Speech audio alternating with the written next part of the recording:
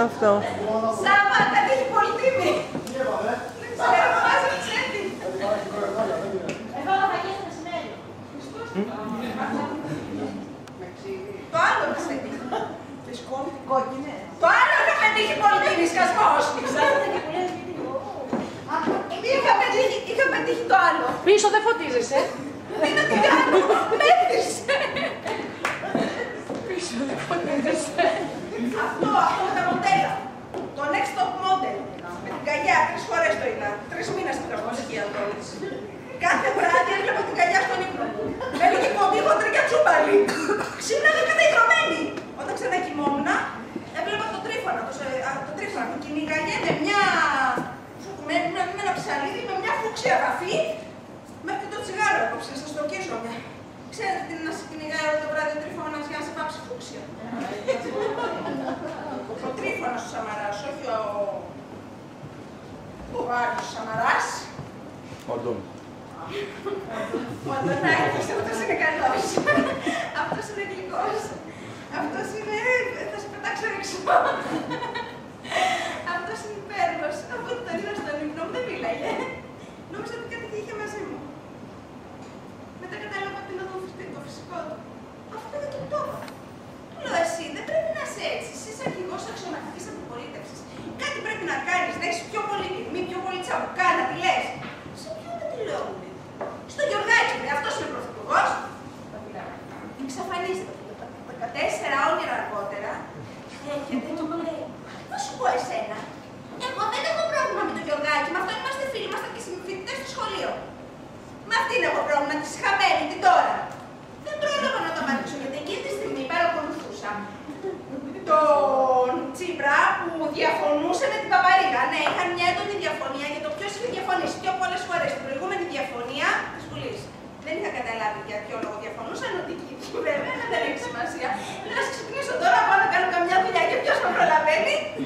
Ποιος με προλαβαίνει. Ο Άδωνης. Δεν θέλω σκηνάκι, Δεν δεν θέλω θέλω σκηνάκι. Θα το διαβάσεις όλα μου μέχρι να ξυπνήσεις. Δεν γίνεται, του λέω να διαβάσω μέσα σε ένα βράδυ όλα αυτά τα βιβλία. Δεν υπάρχει, δεν γίνεται. Δεν υπάρχει, δεν μπορώ. Δεν θέλω υπάρχει. Και για τιμωρία θα σου στείλω εγώ την ευγενία να σου χορέψει κάτι. Μέσα σε ένα βράδυ έμαθα όλο τον Ηράκλειτο ότι κύριο Ανάβαση διάβασα και την Ιφηγένεια Ταύρης, η Ιφηγένεια Αναβλίδη και κάτι άλλο που δεν το θυμάμαι αυτή τη στιγμή. Αύριο θα διαβάσω κλάτσο. Τι να την πατήσω κι εγώ σαν το Γιωργάκη. Ξέρετε τι έπαθε. Τελευταία φορά που πέτρεψε τα ελληνικά του. Του έστειλε την ευγενία και για να τον τιμωρήσει τον έβαλε να την μαγειρέψει για ουρκλού μέσα ως μαδέρα. Γελάτε. Μπορεί να μην το έχει για πρωθυπουργός αυτό το παιδί, αλλά για μάγειρας. Απέκτος. Δοκιμάσαμε όλοι, μείναμε χασί. Γι' αυτό δεν τον νοιάζει. Σου λέει για να με απολύσουν από πρωθυπουργό. Εγώ θα ανοίξω εστιατόριο. Τι με νοιάζει. Μόνο τον μπάκαρο και το βενιζέρο να έχει πελάτες, το όλο το πρωθυπουργό. Θα βάλει και το τέτοιο, πώς το λένε, το Παπακοσταντίνου ταμείο. Ένα θα τρως, 3 θα σου χρεώνει. Γιατί εσύ μπορεί να λες ότι έφαγες μόνο μια μισόλα. Αυτός όμως ξέρει. Δεν πήγες τουαλέτα. Δεν έπινες τα χεράκια. Χαρτάκι δεν χρησιμοποίησαμε. Καζανάκι δεν πάτησες.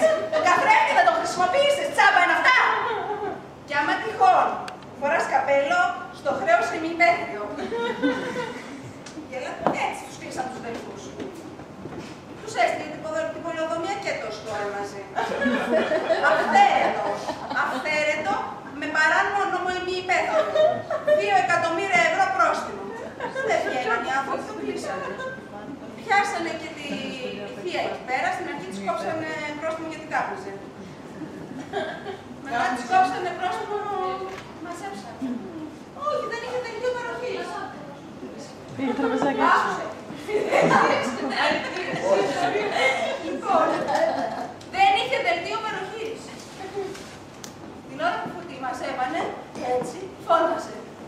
Είχε έρθει ο... τέτοιος ρε, ξέχασα. Ο Λιακόπουλος, ήταν και τέτοιο, ήταν και χρησμό. Ήξεις αφήξεις σουκ, εν μνημονίο θλίξεις.